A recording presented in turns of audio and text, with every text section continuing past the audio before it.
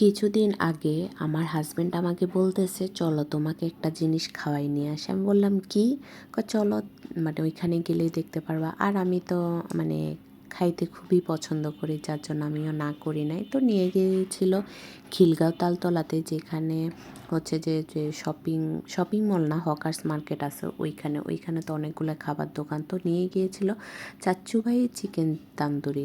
ভাই রে ভাই, ওইখানে গিয়ে আমি তো আর লোভ সামলাইতে পারতেছি না, কারণ যে গরম গরম লুচি, আহা, তান্দুরি চিকেন দিয়ে ঝাল ঝাল খেতে কি যে ভালো লাগতেছে। আমার তো এখনও জিভে জল চলে আসতেছে। কার কীরকম লাগে জানি না, আমার খেতে খুবই ভালো লাগে। একটু একটু ঠান্ডাও লাগতেছে।